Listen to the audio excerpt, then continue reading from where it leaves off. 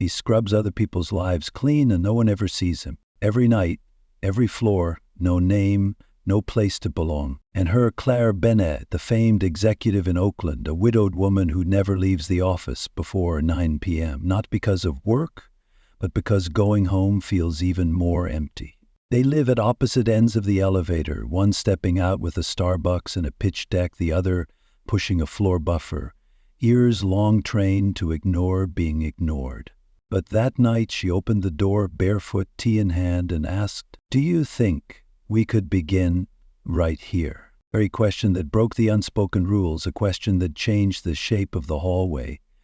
And from that moment on, everything people call appropriate, timing, deserving, had to step aside for something more honest, to be seen, to be chosen, to be allowed to stay. Oakland at night hums like a low song needing no lyrics. Not as dazzling as San Francisco across the bay, not as quiet as the small towns farther south, this city carries the beauty of things still trying to survive. Like the flicker of street lamps lining Lake Merritt, like steam rising from manhole covers after a late afternoon rain, like the footsteps of people who go unseen but still keep walking. On the 21st floor of Riverglass Tower, lights still burn past 9:07 p.m. At the end of the hallway inside the offices of Bennett & Co., Claire Bennett sits alone, barefoot, a cup of orange honey tea in hand, her gaze miles away from the room she's in. The corner sofa beneath the window is her hiding spot at the end of each day, a place to escape the silence of the penthouse on Grandview Hill. Not because she fears loneliness, but because at home it speaks louder. It taps the walls, hides in the sound of the dishwasher, stretches across the chair where her husband used to sit and read the paper. 3 years, and still the empty spaces haven't filled. Claire doesn't cry anymore. She doesn't date, doesn't go to therapy, doesn't pray. She just stays in the office, as if clinging to ideas, designs, endless meetings could somehow fill the crater that loss carved into her. And every night, at exactly 9 p.m., the soft roll of cartwheels glides down the hallway. A steady rhythm, a presence that asks nothing, interrupts nothing, judges nothing. Elijah Brooks has been the janitor here for almost 2 years. He doesn't talk to the staff. He won't get in the elevator if someone's already inside. He never meets the eyes of people in suits. He knows the unspoken code of his job. Be quiet, be gentle, disappear, and he's very good at it. But Elijah watches quietly. He knows who always leaves a coffee cup by the printer, who keeps the A/C at 68, even in September. And he knows Claire Bennett always drinks orange honey tea on Thursdays, always works too late, and never fully closes her office door at night.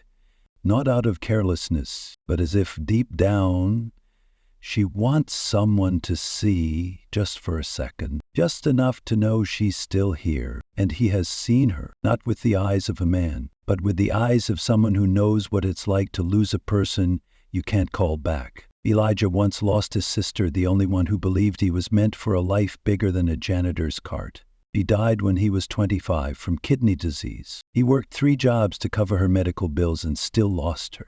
Since then, he chose to live quietly, no love, no dreams, no walking into rooms he wasn't invited into. He cleans other people's worlds and learned how not to leave a trace. But tonight, the woman didn't close her door. She stood there barefoot, tea in hand, long skirt drifting like smoke. The light from her office spilled into the hall like a path no one had ever opened. She didn't look at him like a cleaner. She looked at him like he might be the answer to a question she hadn't dared to ask aloud. "Do you think we could begin right here?" Elijah froze. The mop paused mid-stroke.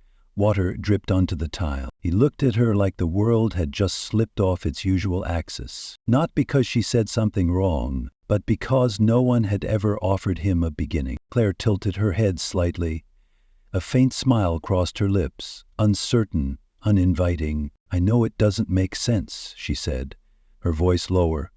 "But sometimes things don't have to make sense to be real." Silence. Only the hum of the A/C. Elijah didn't know whether to nod or walk away. But he didn't move forward. She said nothing more. Didn't step closer. Just turned back into her office, leaving the door gently ajar. And he stood there not as background for the first time, but as if he were part of the frame. He stared at the open door for a while, then finished cleaning the floor, but his hands moved slower. His eyes weren't on the stains anymore. They were on that streak of light spilling from her office, like a question waiting for an answer. 3 nights later, Elijah returned to the 21st floor at 9:02 p.m., just like always. Same charcoal gray uniform, same cart with bucket, chemicals, rags, but he brought something else, this time invisible to everyone but him, the feeling that maybe he was allowed to pause, not from work, but from the silence he'd worn like armor his whole life. Claire wasn't standing by the door, but it was still ajar. A rectangle of light spilled onto the hallway floor, soft as an unspoken hello. On the table by the entrance sat 2 cups of tea, one with a slice of ginger, the other honey with a floating orange wedge, just the way Elijah liked it, though he'd never said a word. She had noticed or remembered. Both were rare. He didn't walk in, just stood at the threshold, looking inside. She was sitting on the carpet, back against a filing cabinet, laptop shut, eyes half closed, like someone who had just ended a day that stretched too far. She didn't speak, didn't just tilted her head and pointed softly at the steaming cup of tea. A simple motion, no pressure, no explanation, as if to say, if you want to, you can, and if not, that's okay too. So he stepped in, no questions asked. He sat down a little ways from her, close enough so she'd feel he was there, far enough not to crowd her. For the first time in years, Elijah felt like the floor wasn't something to mop, but a place to be. Not somewhere to shrink, but somewhere he could sit fully without erasing his presence. They drank in silence, both tired, but not because of each other. Claire cupped her mug in both hands, eyes fixed on the lights reflecting off Lake Merritt through the window. Usually by now, she said, I'm still typing up reports, just to forget I'm alone. Elijah didn't interrupt, just nodded gently. But right now, she continued, I don't feel the need to stay busy. That sentence, simple as it was, rang in Elijah's chest like a bell. He wasn't just present, he mattered. He looked at her not with pity, not with analysis, just as someone who knew loneliness and wasn't afraid to sit beside it. Claire tilted her head. Are you always this quiet? Elijah smiled, a little shy. Quiet's easier, he said. Most people only listen to confirm what they already believe. She let out a soft laugh, not bitter, not mocking, just breath turned into sound. And what about me? What do you believe? He took a second. I think you're tired of being seen, but never truly noticed. She turned to look at him. For the first time, something in her gaze softened. No more defense. No judgment, just yeah. That's true. Silence again. This time, it was soaked in truth. He stood, pulled a small Bluetooth speaker from a drawer. A gentle jazz tune began to play. Coltrane, slow and smoky, the music drifted into every corner of the room. She didn't dance, just let her body sway slightly with the rhythm, eyes closed for a few seconds like she was checking whether she could still feel anything at all. Hemrain's the last time I played music, she murmured almost to herself. This long I can't even remember. Elijah didn't ask, but he watched her, and for the first time allowed himself to step out of the role of the janitor. He stood up, walked closer, didn't touch, didn't speak. Just stood there so she'd know. If you want someone near, I can be that. Claire opened her eyes. She held out her hand, not inviting, not demanding, just a pure gesture. This is my hand if you want it. And he took it. Her hand was warm. His was rough, calloused. They didn't dance. Just stood there, gently swaying to the music, like 2 trees in the wind, not pressing into each other, but not pulling away either. The rhythm slowed, to the point where it wasn't something you could hear, only feel. She looked up, eyes still open. You think maybe we're all just looking for someone to witness us? He answered without pause. Not everyone deserves to be the witness. For a moment afterward, they didn't move. Not because the music stopped, but because they'd realize some moments don't need to be stretched by action. They hold their weight in presence alone. And when they finally let go, there was no disappointment, only lightness like a contract signed without ink. Elijah gave a slight bow, an old-school kind of courtesy. She smiled back, then turned inside. This time he didn't rush away. Down the hallway, the ceiling lights cast soft, round halos, like footprints of something finally beginning to be acknowledged. He returned to his cart, finished mopping the rest of the floor, but his hands moved gentler, and his heart didn't shrink the way it used to. In the nights that followed, there were no plans, no promises. But every time Elijah returned to the 21st floor, the light in Claire's office was still on, the door still slightly open, and a cup of tea waiting inside. Sometimes ginger with honey, sometimes just hot water and a slice of lemon. No pattern, no routine, but full of intention. They never named those meetings. No one used the word friend. No one said date. Just two people, at the end of long days pretending, arriving without emotional masks, to simply be. Some nights, Elijah didn't go in. He just walked past, glanced inside, and Claire gave a soft nod. No words were needed. There were nights when Claire had already fallen asleep on the sofa. Elijah would quietly leave a thin blanket beside her, then slip away. The next morning, she left a short note on a sticky pad. "Thanks for not waking me." But the building wasn't blind. It had cameras, overtime employees, people who knew how to stitch together scraps of detail into a story, even when the truth wasn't theirs to tell. A new intern snapped a photo of Elijah standing outside Claire's office door. Grainy, but his silhouette was clear. Claire sat inside, back turned, raising a mug of tea. The caption, posted in the company's internal Slack channel, read, "Looks like Claire's got a new night shift advisor." The post was deleted after 20 minutes, but someone had already screenshotted it. By noon the next day, Claire was called up to HR. The Human Resources office sat on the 9th floor, with frosted glass and beige cushioned chairs that made anyone sitting feel quietly measured, like the company was deciding whether they still belonged. The HR rep, a woman with a tight bun and a mechanical smile, gestured for Claire to sit. "There have been some observations via our internal security system," she began, trying to keep a neutral tone. "We want to make sure that all interactions between management and contract staff stay within appropriate professional boundaries." Claire didn't react right away. She tilted her head slightly, eyes locked on the woman across from her. "You mean the tea?" "I mean perception," the woman corrected. "Impression, company culture." Claire sat up straighter. "And if I were drinking tea with a white male executive at 9 p.m., would we be having this conversation?" The temperature in the room dropped. The rep pressed her lips together and switched to her formal tone. "We don't look at these situations through the lens of race or gender. This is strictly about policy." Claire smiled, not politely, but the kind of smile that says she sees exactly what's happening. And she stood. "Then you may want to update your policy, because I don't ask permission to be seen as a human being." She walked out. The door closed behind her, not loud enough to make a scene, but firm enough to shake the thin layer of dust off the reception counter. That night, Elijah made his usual walk to the 21st floor. But this time, Claire's door was shut. No light. No tea. He didn't knock, didn't try the handle, just stood there for a few seconds, rested his hand on the edge of the cart, and walked away. But 3 nights later, while he was folding towels at the laundromat near the Fruitvale station, his phone buzzed. Unknown number. He hesitated, then picked up. "You don't usually answer unknown numbers, do you?" Claire's voice, deeper, raspier than usual. "Depends who's calling." "Well, tonight, if I said I needed someone to show up without a mask on, would you come?" "I'm not bringing a mop gun. I don't need the floors cleaned. I need a space with someone real in it." Claire's apartment wasn't what Elijah expected. Not the polished space a high-powered executive might live in. Air-plastered walls, messy bookshelves, unfinished paintings propped in the kitchen corner, a pile of ceramic mugs on the windowsill, and a woman in an oversized t-shirt, hair in a loose bun, barefoot. No makeup, no CEO, just Claire, the real one. They ate takeout noodles on the wooden floor, backs leaning against the couch. Miles Davis hummed slowly from a small speaker.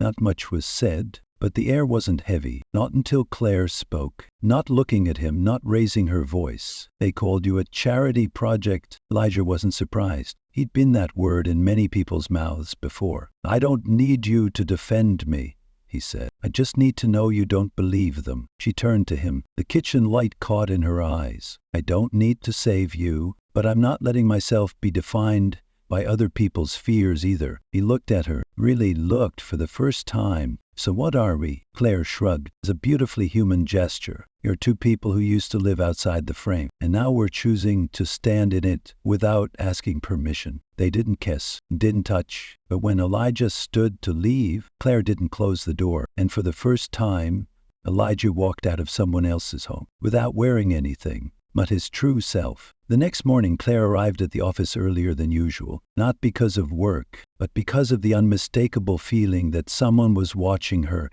not directly, but close enough to make the sunlight feel cold on her skin. On her desk, there was an unmarked envelope. For a room inside, a printed photo, slightly blurry but clear enough to make out Elijah standing outside her apartment late at night, holding a takeout bag. She was at the door. The shot was taken from a distance, probably across the street. No threat, but the message was loud and clear. I see you. She didn't panic, didn't flinch. She folded the photo, locked it away in a drawer, and opened her laptop to send an email summoning the marketing team about the community studio project she and Elijah had been quietly building in an old garage near Fruitvale. Called it Simple and Bold, simple in values, bold in daring to exist. The studio was split in two. One half was Claire's space filled with sketches, concepts, and workshops where she taught kids to draw and adults to tell stories through visuals. The other half belonged to Elijah, a repair shop he ran with two old buddies from his HVAC days, fixing appliances for free. Their clients?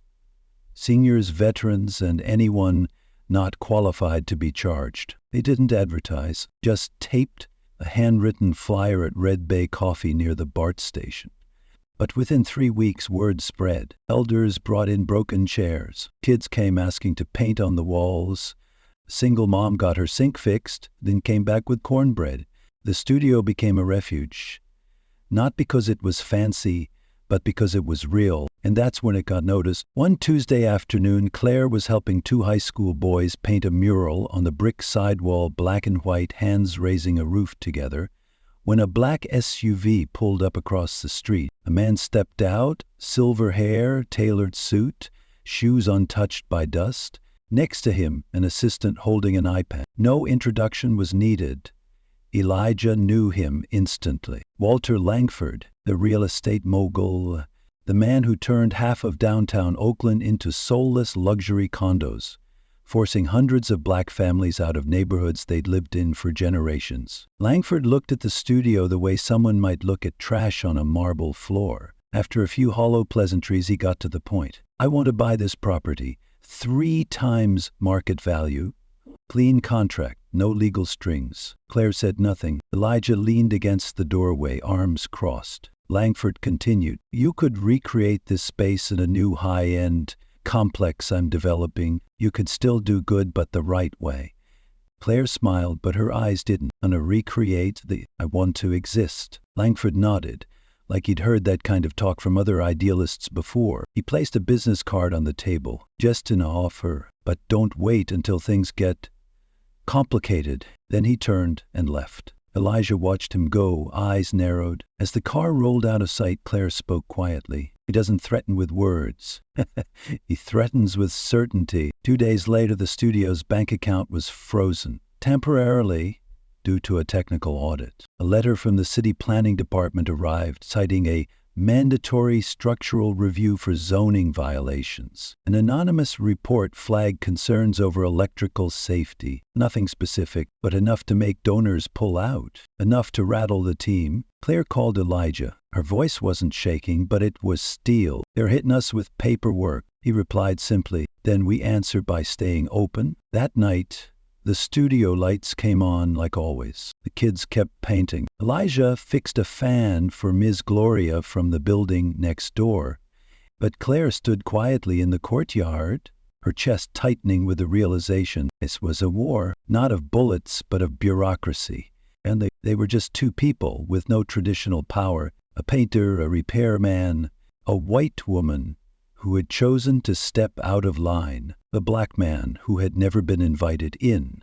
The next morning, an anonymous email landed in a local newsroom. Attached was a photo of Claire, standing close to Elijah, her hand resting on his shoulder as they looked at a mural sketch. The subject line read, "Art or political affair between CEO and plumber." The paper didn't run it, but Twitter did. Reddit dissected it. Within 24 hours, Claire was summoned to meet with the parent. She stepped into the 28th floor conference room in a gray suit, hair pinned tight, eyes cold as steel. The man at the head of the table opened. "Claire, this isn't a disciplinary hearing, but you have to understand your image is tied to our entire brand," she answered without lifting her heels off the ground. "Good. Because I want that image tied to choosing the right person, not the right kind of person." The room went vacuum silent. That night the studio closed early. Claire sat alone in front of the half-finished mural. Elijah arrived, holding 2 cups of tea. She didn't drink, just looked at him, and for the first time there was fatigue in her eyes. "We could lose everything." He nodded. "But we never really had anything. That's why this is worth more than all of it." Monday morning, the sky over Fruitvale hung in a flat gray. No rain, no sun, just silence, as if the clouds were waiting to see who would blink first. Claire got to the studio before dawn. She stood in front of the mural, now vandalized, black paint streaked crudely across the brown and white hands, meeting in the center of the light. She didn't cry. She rolled up her sleeves, popped open the paint lid, and began to brush. Not to erase, but to transform the damage into something new, shadows, honest and real, within a mural still alive. Elijah came in not long after. He leaned in the doorway, eyes on her, then walked over and placed an envelope on the wooden table. No words. They didn't need any. Inside was an official notice, an eviction order. The reason: failure to meet zoning standards and negative impact on urban aesthetics. An excuse, a polished mask for a prejudice dressed in legalese. Claire held the letter, folded it, and looked at Elijah. "If we don't do something, this place will disappear like it was never here. And if we do, we'll be drowned for daring not to bow." She nodded. "Then we stand tall. If we lose with dignity." That afternoon, Claire wrote a letter by hand, not to city officials, not to the press. She wrote it to the community and taped it to the front door of the studio, the place everyone passed each day on their way to buy bread, hit the laundromat, or walk their kids to school. The first line was written in deep blue ink with a calligraphy pen. "If I'm being asked to leave because I chose kindness without asking permission, I'll accept that. But I won't stay silent and let people think this love was wrong." The letter spread. The first to arrive was an elderly woman from the back block, carrying a box of cornbread. "You're not alone," she said. "My daughter used to take art classes here. She stopped biting her nails after 3 sessions. Then came a middle-aged man with a power drill. This studio fixed my father's old radio. Don't let anyone tear it down." 3 days later, the whole neighborhood stood outside the studio. No chants, no signs. They just stood, present. And in moments like these, presence is a statement. The city issued a public hearing. Claire and Elijah did. They walked in with a crowd. A plumber who once got a shot at a trade license here. An 8-year-old girl who'd painted her mother's hands in art class. A brown-skinned elementary school teacher whose balcony lights they had installed after the city left her in the dark. In a cold, polished hearing room, Claire stepped forward. "No paper, no slideshow. My name is Claire Bennett. I'm not here to defend a building. I'm here to defend its meaning. Is this place, this studio, is not just a box with walls. It's proof you can build something not for profit, not for glory, but simply because people deserve good things." Elijah didn't take the mic. He stood behind her, steady, silent. But to those who looked closely, his gaze was the backbone of everything. As they left the building, Claire noticed a scrap of paper taped to a utility pole nearby. Messy handwriting in blue ink. "If they erase you, I'll draw you again. Javi, Wednesday art class." Claire let out a laugh. Then suddenly her eyes burned. The next morning she returned to the mural. It had rained the night before. Everything was damp and heavy, but the mural, her 2 hands met in the dark, was still standing. She looked at Elijah. "We're not fixing it anymore. We're adding to it." Adding what? Light. Life. So if anyone tries to erase it again, They'll have to erase an entire community. Elijah nodded, then rolled out the floodlight from inside. They mounted it high, aiming it straight at the mural. That night, the wall didn't just exist. It glowed. A small sign was placed at its base. "We didn't build this to win. We built it to prove good things can exist without asking permission." That morning, a heavy fog blanketed Fruitvale like a thick curtain pulled across the hearts of people who knew they were close to losing something irreplaceable. Claire opened the studio earlier than usual. The cold slapped her face, sharp and real, but she walked straight toward the mural inside. The paint strokes she once poured her whole heart into now looked still, waiting for revival. Elijah arrived moments later holding a thin sheet of paper crisply folded like a well-prepared verdict. "Eviction order," he said. "No need to open it." They both knew this wasn't a warning anymore. This was the move. Claire didn't speak. She touched the wall gently, then laid her palm over a deep red heart she'd painted the night before. "We're not letting them snuff this out," she whispered. On the studio's internal network, the Fix It Saturday group started buzzing again. Message from Miss Marlene, the elderly baker from the corner. "I baked 2 cinnamon loaves. Bringing them by." A photo from JF, the bird drawing kid. "Miss Claire, I drew a heart with your name in it." Old veteran George didn't send words, just a photo of a new round light bulb he'd installed, casting warm yellow light into the gray sky. No caption needed. They were all saying the same thing. "We're staying." Then came Raymond Archer, a retired attorney with a raspy voice, clear as a church bell. He showed up unannounced. "I heard about your mural, about Langford, about Elijah being threatened. I won 2 cases like this back in the day. Now I'd like one last shot at helping the right people. No persuasion necessary." Claire simply nodded. The day of the hearing came with no light. Fluorescents buzzed overhead in the county boardroom, casting a sterile glare on Claire's face, like they were trying to peel her open. But she didn't flinch. No slideshow, no legal team, just a handful of photos worn, ordinary shots of the mural, and the memories of hundreds who had walked through those doors. "This isn't a commercial property," she said slowly. "It's a place where a little boy learned to name his feelings with ocean blue, where a veteran who hadn't spoken to anyone in 10 years figured out how to tighten the screws on a wobbly chair.